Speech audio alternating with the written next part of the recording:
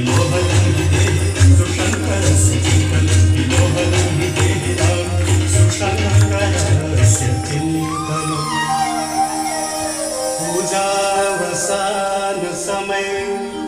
दशपात्रगीतम् यः शम्भुपूजनपरं पठति तदोऽस्ते तस्यार्तियामृतगजेन्द्रकुलं